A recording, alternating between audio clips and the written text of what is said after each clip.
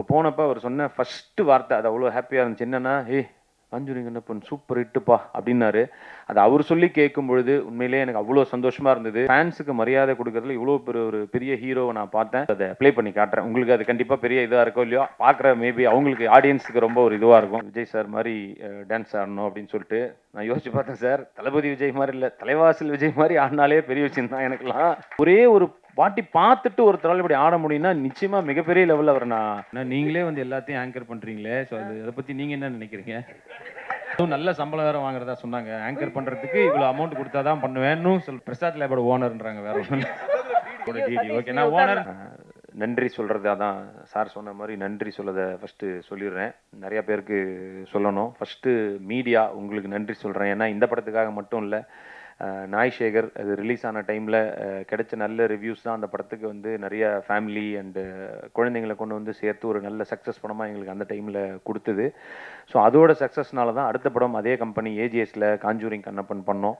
So அதுக்கும் நீங்கள் கொடுத்த நல்ல ரிவ்யூஸ் தான் நிறைய ஒரு இதுவாக இருந்தது. தியேட்டருக்கு வர வைக்கிறதுக்கு ஒரு பெரிய ப்ளஸ்ஸாக இருந்தது. அஃப்கோர்ஸ் அந்த படம் நல்ல தியேட்டரிக்கல் ஷேரே பண்ணிச்சு.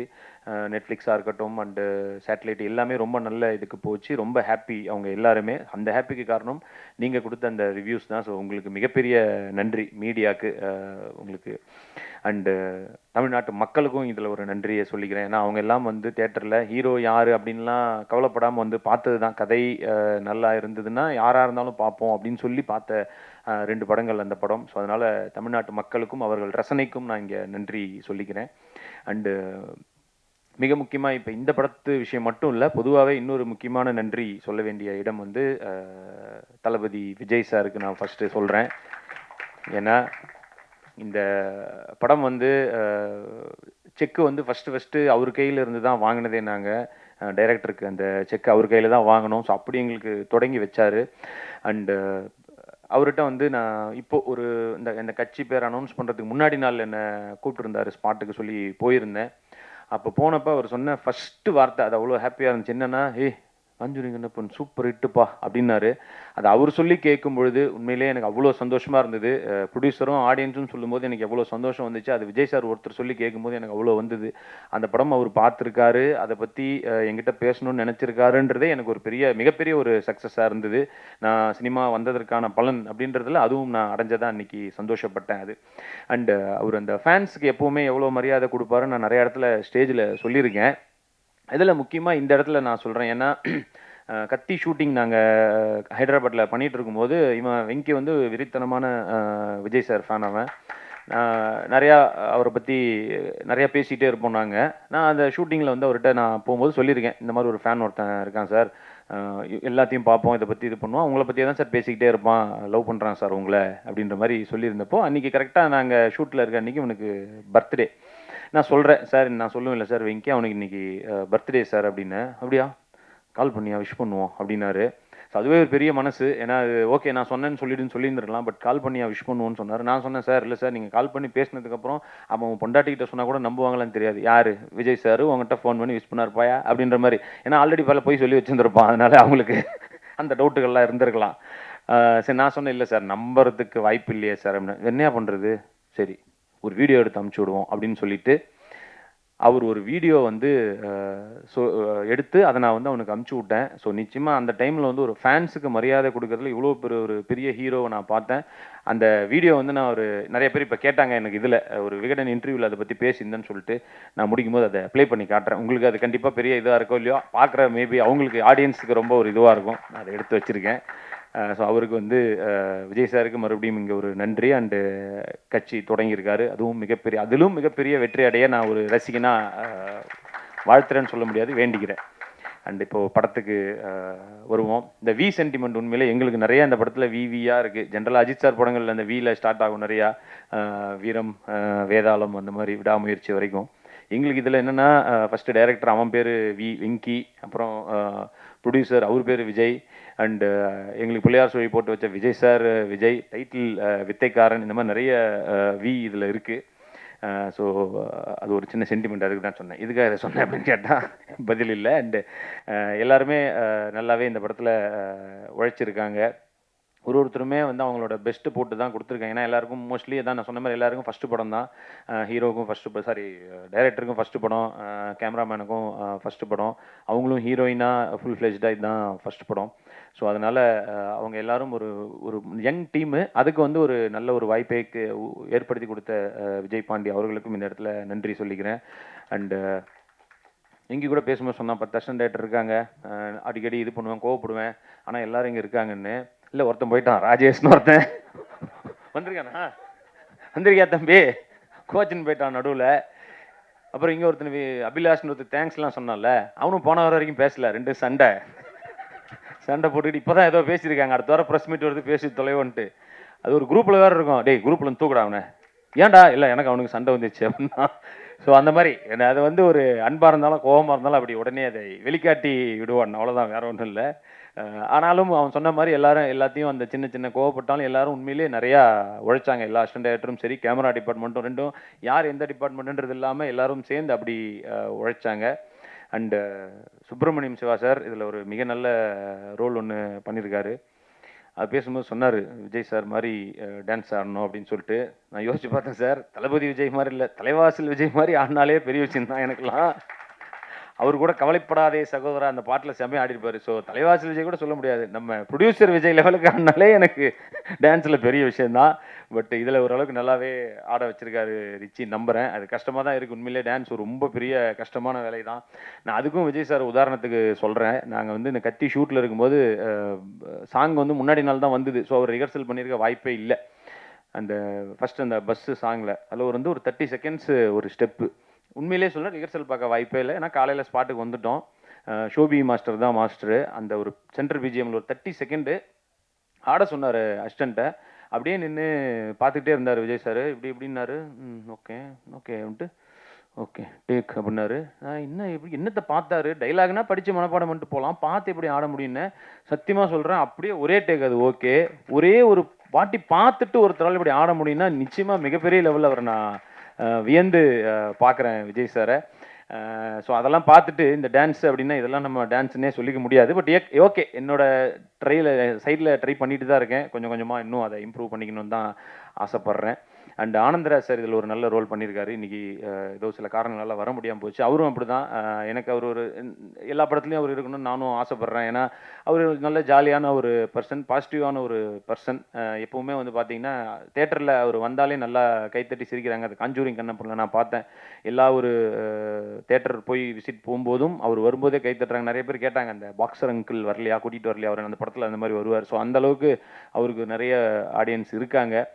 அவர் சின்ன வயசுலேயும் நான் பார்த்து பயந்துருக்கேன். புலன் விசாரணைலாம் பார்க்கும்போது அந்த கொன்று மூஞ்சில் இதெல்லாம் வச்சு அடிப்பார், அப்போல்லாம் பயந்துருக்கேன். அதுக்கப்புறம் நடிக்க வந்ததுக்கப்புறம் அவர் காமெடின்னு நடிக்க வந்து அப்பயும் பயந்தேன். ஏன்னா என் வேலைக்கு வேட்டு வச்சிட்டாருன்ட்டு. ஏன்னா எல்லா படத்துலையும் அவர் தான் பயங்கரமாக பண்ணிட்டு இருந்தார். ஸோ அப்பயும் பயந்தேன். பட் இப்போ அவர் அப்படி பயப்படுறதில்ல. பட் ரொம்ப லவ் பண்ணுறேன். அவரும் நிறையா இந்த படத்துலையும் நல்ல ரோல் பண்ணியிருக்காரு. அண்டு மதுசூதனன் சார், அவரும் இந்த நல்ல 3 முக்கியமான வில்லன்களாக இருப்பாங்க. அவரும் ஒரு நல்ல ரோல் பண்ணியிருக்காரு.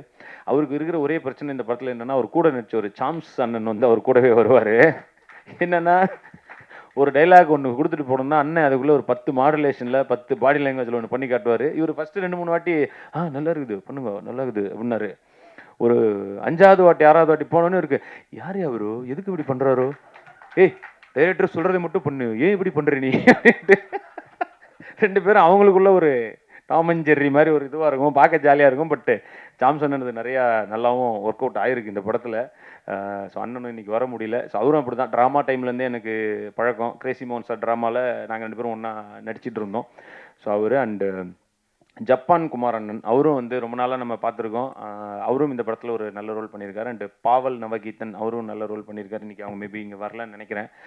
அண்டு சிம்ரன் குப்தா, அவங்கக்கிட்ட வியந்து பார்க்குற ஒரு விஷயம் என்னென்னா, எல்லாரும் சொன்ன மாதிரி தான் இந்த டைலாகை வந்து அந்த அவங்க ஹிந்தி தான், தமிழ் தெரிய வாய்ப்பே இல்லை. பட் ஒரு டைலாகும் முன்னாடியே வாங்கி அந்த டேக்கில் பேசும்போது கரெக்டாக இருக்கும், லிப்பு வந்து கரெக்டாக இருக்கும். மேபி சில அந்த வார்த்தைகள் சும்மா மாறி வேணா இருக்கலாமே தவிர அந்த லிப்பு சிங்க் கரெக்டாக இருக்கும். ஸோ டப்பிங்கில் பார்த்தீங்கன்னா ஒரிஜினலாக இவங்க பேசின மாதிரியே அவங்க பேசியிருக்காங்க. ஸோ அந்த டெடிகேஷன், அந்த டைலாகை மனப்பாடம் பண்ணி, ப்ராம்ப்ட்லாம் கிடையாது, உண்மையிலே மனப்பாடம் பண்ணி பேசினாங்க. ஸோ அந்த டெடிகேஷன் கண்டிப்பாக அவங்களும் பெருசாக ஜெயிக்கணும்னு நானும் ஒரு நடிகராக ஆசைப்பட்றேன். அண்டு தாரிணி, அவங்களுக்கும் ஒரு நல்ல ரோல் தான். சொன்ன மாதிரி எனக்கு 2 பேர் பக்கத்தில் உட்காந்துருக்காங்களே தவிர எனக்கு ஒரு ஹீரோயினும் இல்லை. 1/2 மணி நேரம் நடிச்சான், விக்ரமுக்கு தான் ஒரு பேரை கொடுத்து விட்டாங்க இதில். ஸோ அதான் இந்த கதையின் நாயகனாக இருக்கும் பொழுது நம்மளை சுற்றி எல்லாரும் நல்லா ஸ்கோர் பண்ணுற மாதிரி தான் இருக்கும். அது எனக்கு இதுலேயும் ஃபீல் ஆச்சு காஞ்சூரிங் கண்ணப்பன். எப்படின்னா இப்போ நம்ம உள்ளத்தேலி தான் படம்லாம் நான் பார்க்கும்போது கிளைமேக்ஸில் கார்த்திக் சார் சண்டை போட்டுட்டு இருப்பாரு, இந்த பக்கம் கவுண்டமணி சார் வந்து அவர் ஜாலியாக ஏதாவது அடிச்சுன்னு இருப்பாரு. எனக்கு கார்த்திக் சாரை காட்டும் போதெல்லாம் எனக்கு தோணும், அட இது இருக்கட்டும், நான் அவர் கவுண்டமணி சாரை காட்டுங்க, அவர் சண்டை போடுறது தான் ஜாலியாக இருக்குன்னு குழந்தையா பார்த்து ரசித்தேன். இப்போ நான் அந்த மாதிரி இடத்துக்கு போயிட்டேன். நான் இருந்தாலும் அங்கேருந்து அந்த பக்கம் வந்து ஆனந்தராசர், கிங்ஸ்லி, விடிவி அண்ணன் இவங்கெல்லாம் பண்ணும்போது அது வரட்டும், நீ ஏன்ப்பா சும்மா சீரியஸாக பேசினு இருக்கின்ற மாதிரி தான் இருக்கும். பட் எனிவே அது கதையை நகர்த்தி கொண்டு போகும்போது அதெல்லாம் வந்து அப்படி தான் இருக்கும். இதுலேயும் அந்த மாதிரி என்னை சுற்றி எல்லாரும் நிறையா இது பண்ணுவாங்க. பட் ஒரு ஹீரோவாக ஒரு அந்த கேரக்டர் இருக்கும்பொழுது அது எப்படி போகணுமோ அப்படி தான் இந்த கேரக்டரை கொண்டு போயிருக்காங்க. ஒரு நல்ல ஒரு முயற்சியாக தான் நம்புகிறோம். உண்மையிலே ஏர்போர்ட்டில் எடுத்தோம், அங்கே எல்லாரும் நல்லபடியாக ஒத்துழைப்பு கொடுத்தாங்க. கோயம்புத்தூர் ஏர்போர்ட்டில் தான் எடுத்தோம். அஃப்கோர்ஸ் இங்கே ஒரு அவருக்கே எவ்வளோ சொன்னாங்க, 3 லட்சமோ என்னமோ சொன்னாங்க, ரொம்ப இதுவாக இருந்தது. பட் கோயம்புத்தூர் ஏர்போர்ட் ஓரளவுக்கு மேட்ச் பண்ணி அதையும் எடுத்திருக்கோம். அண்டு செட்டு எல்லாமே நல்லபடியாக இது பண்ணி கொடுத்தாரு தயாரிப்பாளருக்கு. இந்த இடத்துல எங்களை நம்பி ஒரு யங் டீமை நம்பி கொடுத்ததுக்கு நன்றி ப்ரோ. மீதி நடித்த எல்லாரையும் சொல்லிட்டேன்னு நினைக்கிறேன். அண்ட் மியூசிக் விபிஆர் அவரும் அவருடைய ஃபஸ்ட்டு படம்க்கு நல்லாவே சூப்பராகவே ஒர்க் பண்ணியிருக்காரு. சாங்கை விட இன்னும் பிஜிஎம்மில் நல்லாவே ஒர்க் பண்ணியிருந்தார். எனக்கு அது இன்னும் ரொம்பவுமே பிடிச்சிது. ஸோ ஓவராலாக ஒரு யங் டீம் ஒரு நல்ல படம் பண்ணியிருக்கோன்னு நம்புகிறோம். கேமராமேன் ஒரு நாளைக்கு திட்டுவான், ஏன்னா என்ன மட்டும் விட்டு அப்படின்ட்டு. ஸோ யுவாவும் ஒரு ஃபஸ்ட்டு படத்துக்கு நிச்சயமாக எல்லாருமே அவங்களோட ஒரு பெஸ்ட்டாக கொடுத்துருக்காங்கன்னு தான் நான் நம்புகிறேன். எல்லாரையும் சொல்லிட்டேன். நீங்கள் எடிட்டருக்கு வந்து அதான் அவர் சொன்ன மாதிரி வெங்கியை விட அதிகமாக அந்த இடத்துலயே உட்காந்து அதையே பார்த்து கஷ்டம் தான். ஒரு எடிட்டர் வந்து நம்ம மூஞ்சை பார்த்து பொண்டாட்டி மூஞ்சை விட என் மூஞ்சி தான் அவருக்கு நிறைய ஞாபகம் இருக்குன்னு நினைக்கிறேன். எப்போ பார்த்தாலும் பார்த்து கஷ்டமான ஒரு வேலை தான். எல்லாரும் அவங்களோட பெஸ்ட்டை கொடுத்து தான் நம்புகிறேன். அண்டு நீங்கள் எழுதுறதுல தான் எல்லாமே இருக்குது. உங்களுக்கு பிடிச்ச மாதிரியான படமாக இருக்கும்னு நம்பி தான் எடுத்திருக்கோம். ஸோ பிடித்திருந்தால் இந்த படத்தை நல்லபடியாக எழுதுங்க, இல்லைனாலும் நல்லபடியாக எழுதுங்க. ஏன்னா ஒரு படம் ஹிட் ஆச்சுன்னா கண்டிப்பாக வரிசையாக நிறைய ஆப்பர்ச்சுனிட்டிஸ் அந்த ப்ரொடியூசருக்கு, அடுத்த புது டைரக்டருக்கோ புது ஹீரோஸ் கிரியேட் ஆகி வருவாங்க. இன்றைக்கி நல்லா இருக்குது உண்மையிலே இண்டஸ்ட்ரி, நிறையா புது ஹீரோஸ் வராங்க. ஆடியன்ஸும் நல்லா ஆயிட்டாங்க. யார் ஹீரோங்கிறது முக்கியம் கிடையாது, படம் நல்லா இருந்தால் நாங்கள் தியேட்டருக்கு வருவோம் அப்படின்னு சொல்லி வந்து பார்க்குறாங்க. அதனால் அந்த ஆப்பர்ச்சுனிட்டி நீங்கள் தான் க்ரியேட் பண்ணி கொடுக்குறீங்க. ஸோ மறுபடியும் ஒரு நல்ல இதில் உங்கள் எல்லோரும் மீட் பண்ணணும்னு ஆசைப்பட்றேன். Thank you so much. Love you all. Jai Hind. ஓமை கோஸ்ட் படத்தில் தர்ஷா குப்தா நடித்தாங்க. வித்தைக்காரன் படத்தில் சிம்ரன் குப்தா நடிச்சிருக்காங்க. ஏன்னா ஒரு குப்தா ஃபேமிலியாக இருக்குது, எப்படி அது சூஸ் பண்ணீங்க சொல்லுங்களேன்.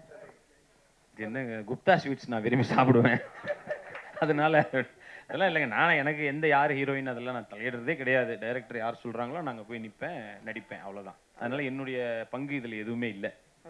தானாக நடந்தது தான். தேங்க்யூ. சரி, நீங்கள் வந்து ஒரு ஆங்கரோட வாழ்க்கையில் நீங்கள் இப்படி விளையாடலாமா? ஏன்னா நீங்களே வந்து எல்லாத்தையும் ஆங்கர் பண்ணுறீங்களே. ஸோ அதை பற்றி நீங்கள் என்ன நினைக்கிறீங்க?